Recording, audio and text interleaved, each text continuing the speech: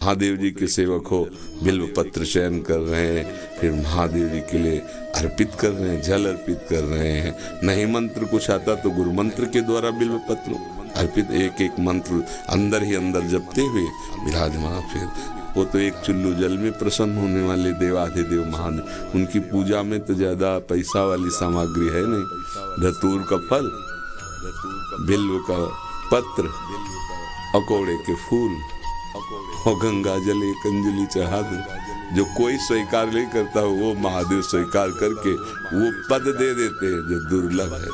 बड़े कृपालु हैं, आशुतोष हैं, औढ़रदानी हैं, करुणा समुद्र हैं। उनकी आराधना से ज्ञान, भक्ति, वैराग्य जो चाहे, ऐश्वर्य जो चाहे सब प्रदान कर देते हैं। और परम महान वैष्णवाचार्य भी हैं, समस्त वैष्णवों के गुरु हैं, ज्ञानियों के भी गुरु हैं और भक्तों के भी गुरु हैं।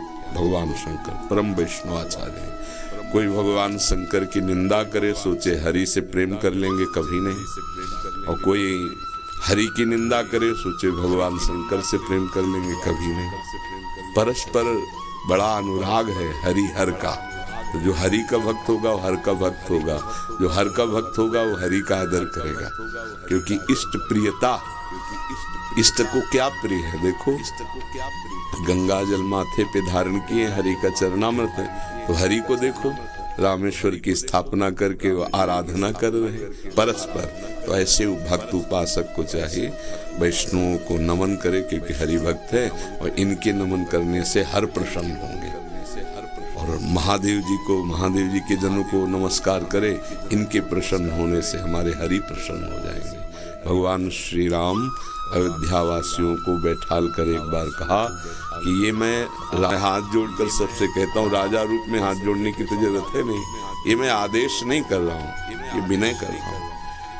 यदि कोई मेरी प्रीति चाहता है, भक्ति चाहता है, तो भगवान शंकर की कृपा आवश्यक है। बिना भगवान शंकर की कृपा के कोई मेरी विशुद्ध भक्ति नहीं प्राप्त कर सकता। और एक गुप्त मत सबई कहो कर जोरी, शंकर भजन बिना नर भगत न पाओ। और शिवद्रोही मम दास कहावा, सो नर मोह सपन्यों नहीं भाव। ये तो भगवान श्री हरि की करुणा कृपा देखिए। उधर महादेव जी की, कागभूषुंड जी अनन्य थे भगवान शंकर के, पर वो हरि की अवहेलना कर देते थे, हरि की निंदा, हरि भक्तों से द्वेष कर लेते।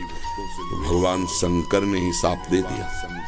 मंदिर में बैठे थे, गुरुदेव पधारे, क्योंकि गुरुदेव सदैव उपदेश हरिहर का समान रूप से करते थे, ये उनको जमता नहीं था। वो गुरुदेव से द्रोह करने लगे। गुरुदेव आए तो उठकर प्रणाम नहीं किया।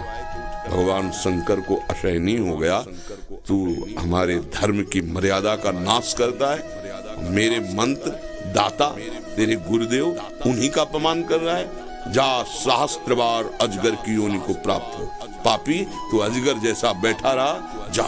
तो गुरुदेव बड़े कृपालु, उन्होंने फिर नमामि समीसान निर्वाण रूपम, ये स्तुति की और कहा प्रभु अज्ञानी है। देखो कैसे गुरुदेव माता की तरह दो, ये अज्ञानी, इस पर दया कर दो।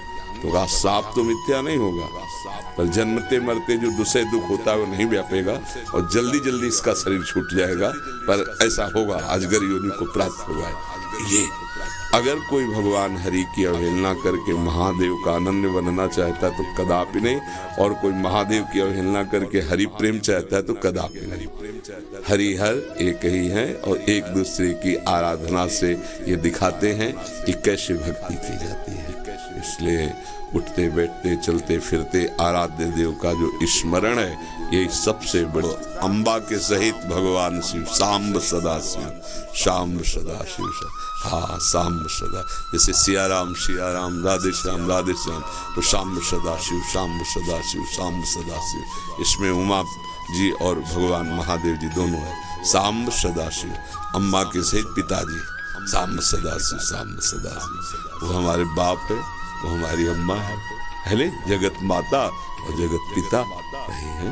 बहुत करुणामय है, पर जो दुष्टता करे तो फिर बहुत ही, फिर प्रलयंकर रुद्र भी वही है उनके सामने फिर कोई अद्वितीय है, अद्वितीय शिव अद्वितीय है, चराचर जगत के स्वामी हैं, करुणा के समुद्र हैं।